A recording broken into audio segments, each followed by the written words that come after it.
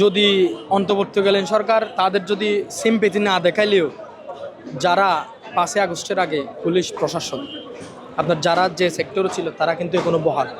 কতজনকে আপনারা এই 5ই আগস্টের আগে জুলাই আগস্ট কোনো অভ্যুত্থানে যারা সরাসরি ইন্ধনদাতা, যারা সরাসরি গুলি করে ছাত্র জনতাকে হত্যা করেছে, অনেক ছাত্র জনতাকে হত্যা করেছে, অনেক ছাত্র জনতার কথা এখানে সবসময় আসলেও বিশেষ করে যারা আপনার আরেকটু নিচু স্তরে আছে, নিম্ন আয়ের মানুষ, যেমন রিক্সা চালক, ভ্যান চালক, টমটম চালক বা অন্য কোনো দোকানের কর্মচারী, এরকম কিন্তু অনেকে মারা গেছে। এরকম কিন্তু প্রায় 200-এর অধিক মানুষ মারা গেছে এই জুলাই আগস্ট অভ্যুত্থানে। তাদের কথা কিন্তু কেউ বলতেছে না, শুধু ছাত্র জনতা নিয়েই পড়ে আছে, শুধু ওদের নামে আসতেছে। কিন্তু তা পুনর্বাসন সর্বপ্রথম করা দরকার ছিল হচ্ছে নিম্ন আয়ের মানুষদের।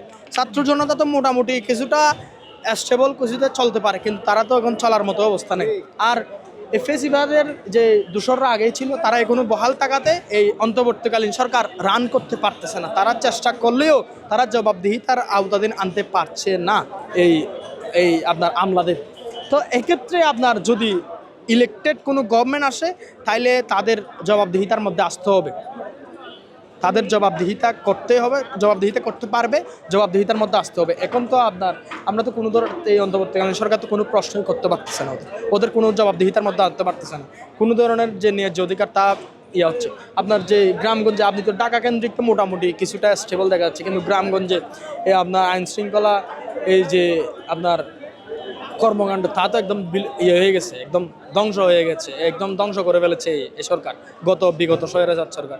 এই সমস্ত কিছু নতুনভাবে স্টেবল করতে হলে যতদূর সম্ভব ন্যূনতম যে সংস্কারটা আছে সে সংস্কারটা করে আমার মনে হয় এই যদি কোনো ইলেকটেড গভর্নমেন্ট আসে, ইলেকটেড গভর্নমেন্ট জবাবদিহিতার আওতাধীনে আনলে তাদের যারা এই আপনার আমলারা আছে, তাইলে কিছুটা স্টেবল হবে, দেশ আবার ঘুরে দাঁড়াবে, আমরা আবার মাথা উঁচু করে বাঁচতে পারবো। আমাদের যে মৌলিক অধিকার, সামাজিক অধিকার, যে আমাদের আইনগত যে সমস্ত অধিকার আছে সব কিছু আমাদের বাস্তবায়ন হবে বলে আমরা আশাবাদী।